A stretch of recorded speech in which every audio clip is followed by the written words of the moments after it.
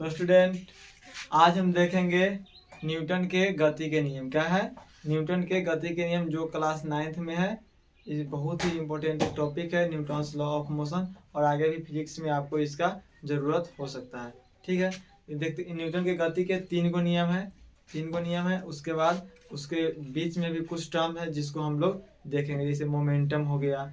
क्या हो गया? मोमेंटम हो गया। इसको भी हम लोग ज्ञात करेंगे, कैसे निकलता है, मोमेंटम है क्या, इस सब को जानना बहुत जरूरी है। ठीक है, सबसे पहले हम देखते हैं न्यूटन के गति के पहला नियम। न्यूटन का जन्म मतलब दिखाया जाता है क्या, 1642 से 1727 दिखा, जो बुक में दिया हुआ है, और मोबाइल पे कुछ ऐसा करके 1643 दिखा रहा है। तो आप लोग ध्यान रखिएगा, 4 जनवरी 1643 को कहाँ हुआ था? तो इंग्लैंड में हुआ था। और उनके बुक प्रिंसिपिया में 1700 जो 1687 में प्रकाशित हुई, उसमें इन गति के नियमों का वर्णन है। इसको हम लोग देखते हैं। सबसे पहले देखेंगे न्यूटन के पहला गति के नियम। उनका जन्म कहाँ हुआ था? इंग्लैंड में। तो लिख सकते हैं इंग्लैंड। इसके बारे में कुछ जानकारी होना चाहिए। वह एक किसान के बेटे थे। क्या थे? किसान के बेटे थे, मध्यम वर्गीय परिवार से आते थे। प्रिंसिपिया। ठीक है, लिख लीजिए। उनके बुक का नाम है, बहुत ही फेमस बुक है। और हम लोग देखते हैं न्यूटन के गति के पहला नियम। पहला नियम, फर्स्ट लॉ। पहला नियम कहता है, यदि किसी वस्तु पर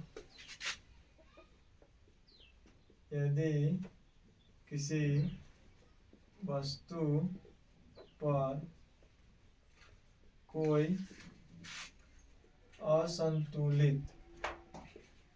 असंतुलित बल आरोपित किया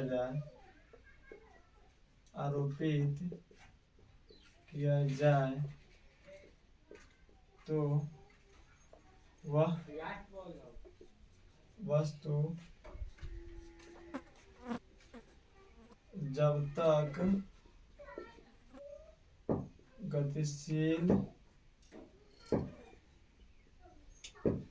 गतिशील रहेगा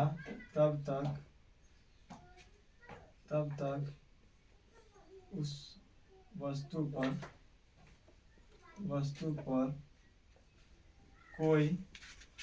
कोई बाह्य बल या बाहरी बल, एक्सटर्नल फोर्स, बाहरी बल आरोपित न किया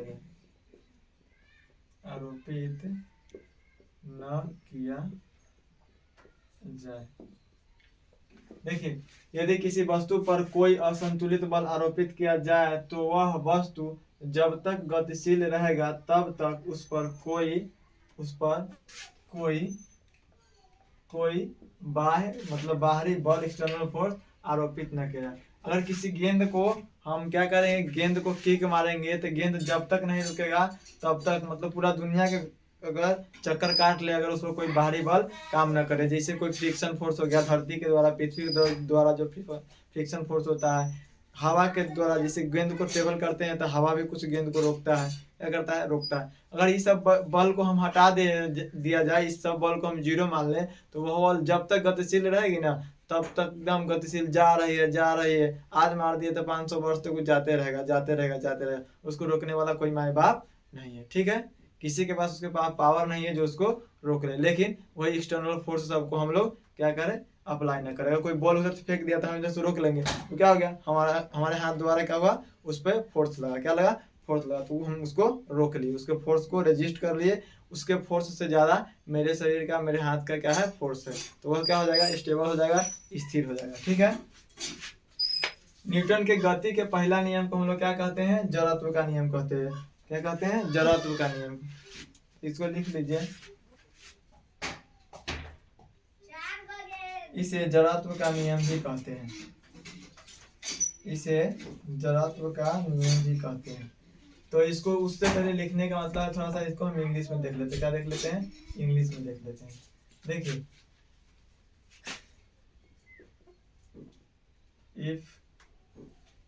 if a force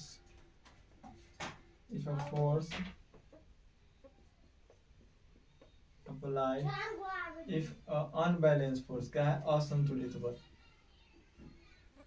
if a unbalanced force, असंतुलित बल लगाएंगे तभी तो उसमें त्वरण उत्पन्न होगा। if a unbalanced force applied on a body, अगर किसी वस्तु पर फोर्स अप्लाई करते हैं, then the body in motion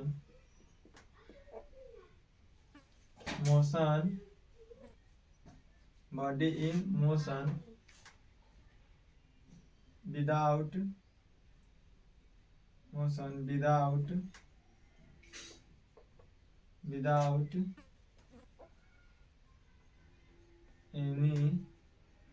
any external force, without any external force applied on a body. If of unbalanced force applied on a body, then the body in motion, then the body being motion, मतलब body being in motion, मतलब हमेशा गति को बरकरार रखेगा। क्या करेगा, गति को, इस प्रक्रिया को बरकरार रखेगा। Motion without any external force apply, जब तक उस पर कोई एक्सटर्नल फोर्स क्या हो जाए, अप्लाई ना हो जाए। तो उसी नियम को हम लोग कहते हैं न्यूटन के गति के पहला नियम, फर्स्ट लॉ ऑफ मोशन। किसी बॉडी पर हम लोग फोर्स अप्लाई करेंगे तो वह बॉडी जब तक गतिशील रहेगी तब तक उस पर कोई बाह्य बल आरोपित नहीं किया जाए। क्या करें, नहीं आरोपित किया जाए। ठीक है, एग्जाम्पल वही है। देखिए इसी को हम कहते हैं लॉ ऑफ इनर्शिया। क्या कहते हैं, लॉ ऑफ इनर्शिया, मतलब जड़त्व का नियम। इसी पहले नियम को कोई पूछेगा जड़त्व का नियम हम किसको कहते हैं, तो पहला नियम को कहते हैं। ठीक है, और उसके बाद फिर है जड़त्व क्या है, तो जड़त्व जो है इनर्शिया। जड़त्व किसी वस्तु का वह गुण है जो उसके पूर्वावस्था को बनाए रखना चाहता है। अगर कोई वस्तु स्थिर है तो वह क्या कहेगा, स्थिर ही रहना चाहेगा। कोई अगर वस्तु गतिशील है तो वह गतिशील ही रहना चाहेगा। इसी को स्थिर अवस्था को कहते हैं मतलब विराम जड़त्व, और गतिशील अवस्था को बरकरार रखने के लिए जो जड़त्व लगता है उसको कहते हैं गतिशील जड़त्व। क्या है, गति का जड़त्व। ठीक है, इसको ध्यान रखिएगा। इसी को कहते हैं लॉ ऑफ इनर्शिया, जड़त्व का नियम भी कहते हैं। इसी से बल का परिभाषा मिलता है। क्या मिलता है, बल का परिभाषा।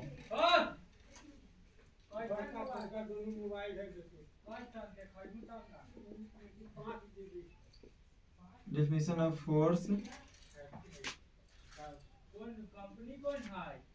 प्रोड्यूस, बल का परिभाषा।